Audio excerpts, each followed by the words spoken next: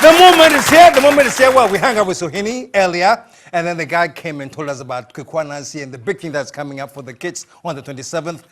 And now, introducing this man. We go way back, man. He got me involved with I think it was Guinness or Mortgage, something some years ago, and I was a big man then, man. But he's a big man now. This man, a naughty boy, man. Some small boy.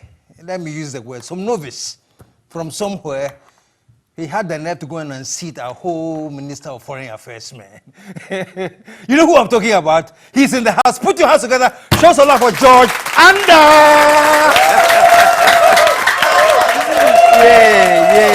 Yeah. All right. Oh, my goodness. Well, George is in the house. We're going to be talking and talking. Let's take a commercial break. When we come back, George in the house. We'll be right back. It's gonna get sweeter than guinea fowl. It's the KSM show. We wish you a Merry Christmas. We wish you a Merry Christmas. We wish you a Merry Christmas and a Happy New Year. We're back. And just let me set the record straight. The name is Neni George Anda. And he's in the house. George, welcome. Thank you, my brother. Good to see you, man. You're looking good. Well, you know, I looking did try and hang small. It's definitely going to be much better going forward. Oh, it's going to be The bad. economy is going to work. So if you think I'm looking good now, it's getting better. It's getting much show better. some love. But you know, it was like you blindsided me, though, you know, because I knew George corporate marketing, you know, MTN, you're doing wonders there. Next thing I heard, you know, even you had the same with Glow, and you were doing all these great marketing stuff. You know, was it Club Guinness? Was it Guinness? I work with Guinness. You work with Guinness, and Yes. and then I hear George is running. I said, were you all the time interested in politics? I build myself as a leader, and once you build yourself as a leader, irrespective of whichever area that you find yourself in, you need to deliver. And I was actually moved by something that Alhaji Dr. Mahmoud Baumia said. He said he didn't believe that the quality or the level of leadership that we're offering Ghana was what Ghana deserves. And he wasn't convinced that this was what we're going to leave for our youth. And that really hit me. And I was wondering, why do we develop leaders for corporate Ghana when brand Ghana itself is lacking in that level of leadership? So yes, I offered myself to serve. I offered myself to make a difference. So that thing you had was the final push. That was the. Yeah, I mean, yeah, you inspired you that much. You're experiencing a situation where there's so much incompetence, there's so much economic mismanagement, there's so much corruption. You've seen what Ghana was under President Kufuor. You've seen how far back they're taking us, and you realize that these people have so much resources and they're trying to convince the electorate that what they're doing is right. And so when Dr. Baumia said that, it actually hit me that no, I mean, we can't just be sitting back and complaining.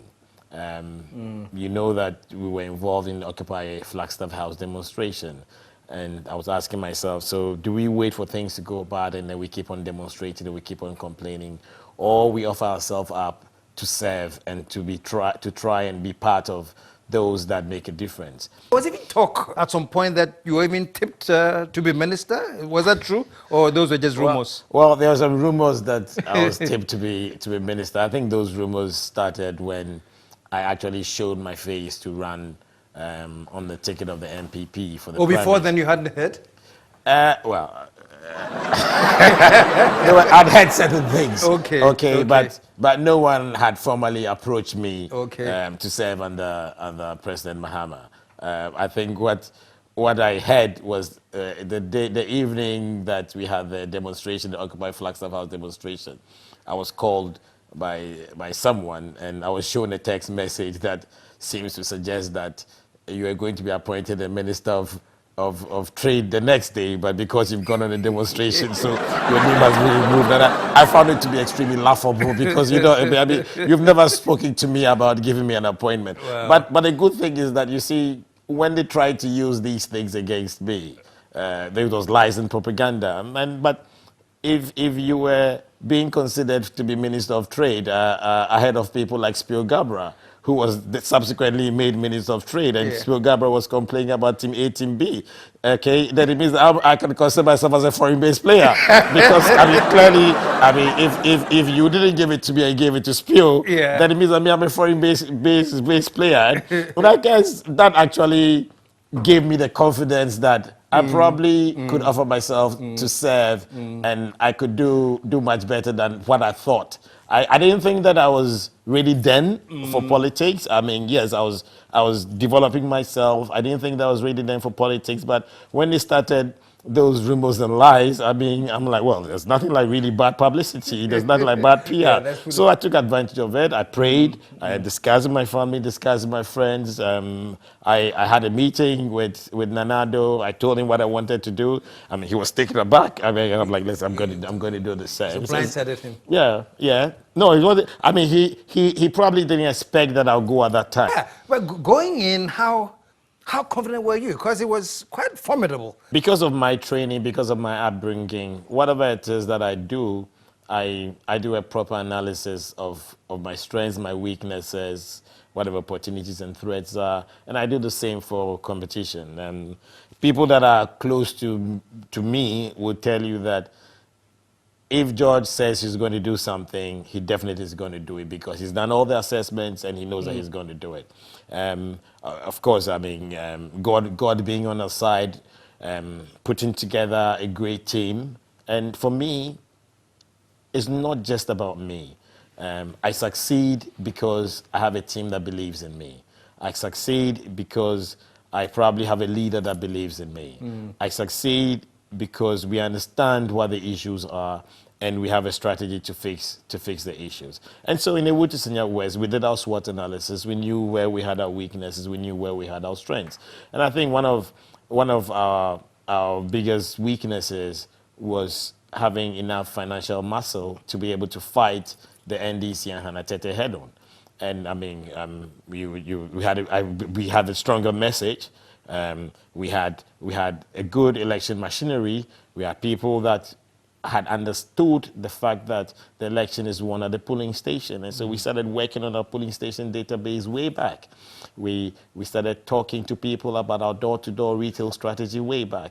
And so as far as people were concerned, yes, we had some gaps, but I think that on ground it was a balance. So having people like Lieutenant Colonel Daniel Sado, who was the former NDC constituency chairman, a former DCE, come on board.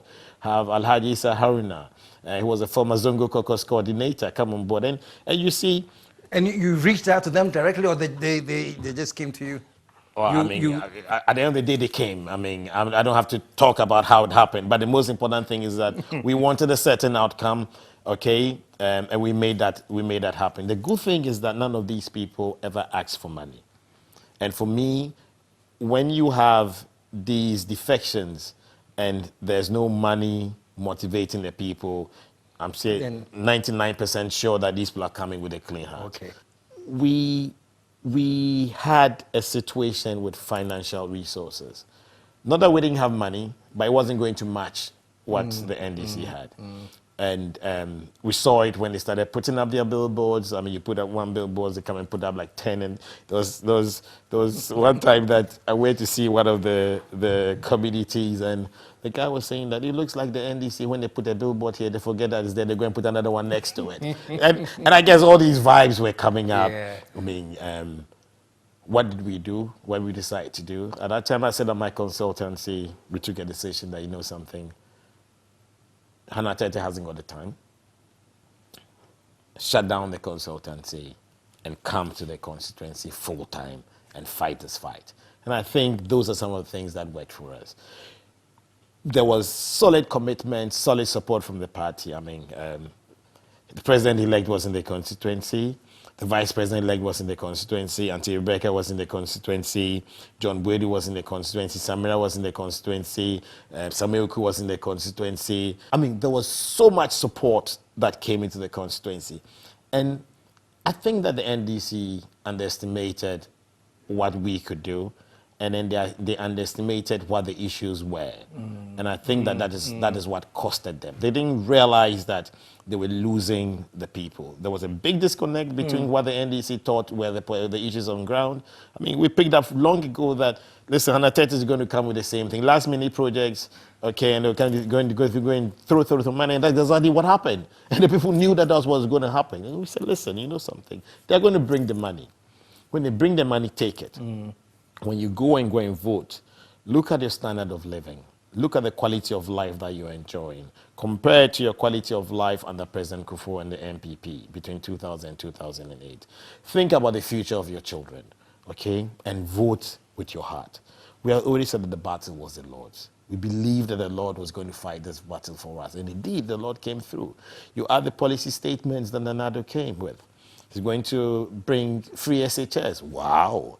Okay. He's going to restore fully nurses and teachers training allowance. Wow. One district, one factory. And you know, Ewodis in your West, because of that Yensu Start factory that was established by the NPP and Alan Tremanting, they could relate to it. That why are you supposed to say that this is not feasible? At the time that Yensu Start factory was established and was running properly under the NPP, apart from the farmers getting value for the cassava, even the stakes, okay, were being bought. They were getting value out of it. So they knew what this thing, what the concept was. They understood. We talked about infrastructure, localized, prioritized infrastructure that delivers on value for money. And so when we say that we're going to put in $1 million into every constituency every year, they look at their roads, they look at their schools, they look at their clinics, and they're like, listen, this is going to work. You understand? And we didn't go out to insult people. We didn't go out to disrespect people. We had a very good relationship with the traditional council. We had a very good relationship with the people. And I think that we showed that we were there for the people, and we knew that we're there to serve the people. We didn't show any One of the things that came up, though, talking about you didn't go up to insult people, then I just remembered that you were hit hard. Apparently, you had referred to the marital status of Hannah and taunted her, show your husband. No, There was a lot of... No, KSM, I think there was a total misunderstanding. And of course, this was not a political campaign. And we had the newsmen there. I believe that GH1 that put out that story had earlier on put about 3 or 4 stories where we're talking about the issues. We go to the constituency, we go around the campaign, and the people are telling us that, oh, we like the way you come here with us, you come with your family, you come with your friends, you come with the party executives. Our understanding is that once your wife and your family are supporting what you're doing, then you are not going to have a situation where when we give you power, you're going to turn your back on us. So for me, that was a great, it worked positively for us. Then you have a situation where the NDC's campaign team is going around with lies and propaganda, talking about you being responsible, talking about all sort of things that you cannot say about the flag bearer. And so what I said was that, listen, I come to the campaign, I come with my wife, I come with my family, I come with my friends, okay? I'm committed to work in this constituency to bring change. Don't believe those that are telling you that I'm irresponsible, okay? If I am irresponsible, this is my wife. So, my sister, show us your husband. And you see, KSM, if I tell you that I want to meet my sister-in-law, have I insulted you? If you're my brother, I say, oh, I want to meet Madame. Okay, and it wasn't about me, it was about the electorate. Okay, we want to meet Madame. Is it an insult? You remember when we were kids, I mean, and even now, when somebody's celebrating the birthday, it's happy birthday to you, go on, where's your boyfriend, where's your girlfriend? It's not an insult. Okay, but the fact that they decided to turn this thing around is what is like eggs smashed in their face, because it worked negatively. Okay, they tried to get the people to demonstrate. Okay, they tried to influence the traditional council. The traditional authorities, indeed the senior traditional council, apologized to me that they heard one side of the story, they didn't hear my side of the story. When they heard the 2 sides of the stories, they were like, listen, George, we are sorry, this thing shouldn't have happened. Okay, and we left the matter. Okay, but NDC were not addressing the issues of the campaign. Okay, the people that were not able to pay their kids' school fees, the people that weren't able to pay the electricity tariffs that were being charged to them, the bad road infrastructure, okay, the poor water system in Bourgeoisie, okay, the roads from Bourgeoisie to Obratre, where Hannah Tete's father's hometown. It was the most deplorable state. The Bourgeoisie market. You sack these people from there that you're going to construct the market in 6 months, and these people don't have a place to go and sell their wares. Okay, so they didn't pick the issues. They missed the issues. In fact, they probably worked things in our favor. And God being so good, we did what we had to do, and we thank God that they have given us the seat. We're going to do everything possible to deliver on their expectations. We're going to do everything possible to put Ewuti Senior West on the map where it belongs. First of all. Finally, what have you learned from the election? Because this election is one of a kind. You know, I mean, for an opposition to upset the incumbent with such numbers defies political logic. What have you learned from this? What? KSM, I've learned that you don't take the electorate for granted. Okay, I think that one of the mistakes that the NDC did was to believe that last-minute projects were going to win the day for them. Okay, the electorates are discerning. The electorates feel pain when things are not going right, and they see the arrogance, they see the opulence. When they see you being disconnected with them, they feel their pain. If you think that you can go to the electorate with money, they'll take the money. Okay? They'll take the money, but they'll vote with their heads. They'll vote with their hearts. And I think that is the big lesson for me. We should address the issues. The issues that we have identified as being problematic for the electorate. One, jobs. Prioritize localized infrastructure that delivers value for money. Improved social services. We should never and we will never turn our back on these issues. We'll deliver on these things, and we'll make sure that we serve Ghana. We want a situation where there are equal opportunities for all. It's not about NPP members. It's about equal opportunities for all. Ghana is not a poor country. We've just had bad leadership. We've just had people that have been entrusted with authority that have not respected the electorate. And the Nana Addo Dankwa Akufo-Addo that I know, the Alhaji Dr. Mahamudu Bawumia that I know, there's no way that this is going to be repeated. Okay, if you look at the legacy of the NPP under President Kufuor, we're just going to take it a notch higher. We are never going to take Ghana back. President Kufuor took Ghana forward. I believe in the ideology of the NPP, and Nana Addo Dankwa's president is going to take Ghana forward. Put your hands together, man. So, George, you know how things are getting exciting, and then the time is also catching up on us. So it's beautiful. It's beautiful. I'll just give you like 1 minute. Anything that you want to say personally after winning, and what message do you have? I think what I have to say is Ghanaians should have faith in Nana Addo Dankwa Akufo-Addo and Alhaji Dr. Bawumia. Okay, the things that Alhaji Dr. Bawumia said about the economy are real. It's a big hole. Okay, we know that there are a lot of expectations, but we will fix it. Secondly, this win is for Ghana. We need to bring all Ghanaians together. We need to get all Ghanaians into the right frame of mind, into the right direction, that we are all one. It's not about NDC, NPP. The campaign period is over. It's time to fix the economy. It's time to get the jobs out there. It's time to develop the localized value for money priority projects. Okay? It's time to get the jobs for the people. It's time to fix our local services. It's time to get free SHS to work. It's time to restore in full nurses and teachers training allowance. It's time for us to enjoy Ghana. Put your hands together, man. Well, I think the best thing I've had today, among many other things, the key thing I'm leaving with is that the campaign is over. You know how we do campaign all the way through?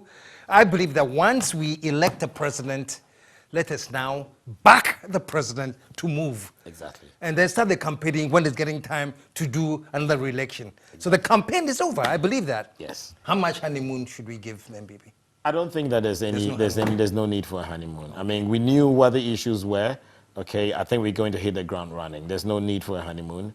I mean, if you look at the way Alhaji Dr. Baumia has worked as a running mate, he knows the issues. He forecasted most of the issues, what was going to happen. If you know the kind of person that Nana Dankwa Akufo-Addo is, I don't think that there's anybody that is going to expect a honeymoon. Okay, he's going to get straight into work, and that's what I expect him to do. Hit the ground running. Hit the ground no running. No honeymoon. No. George, thank you so much. Thank you so much. And will you ever go back into corporate Ghana, or this is it? You are now full-time politics? For now, this is what is on my heart. Okay. This is the mission that I have. If God gives me different direction, fine. But for now, this is what God says I should do. This is what my family and friends said I should do. This is what the Wood Senior West say I should do, and I'm here to That's say what we do. Put your hands together and stick around. We'll be right back. If you're having as much fun as I am, stay tuned. If you're not, you need deliverance. We'll be right back.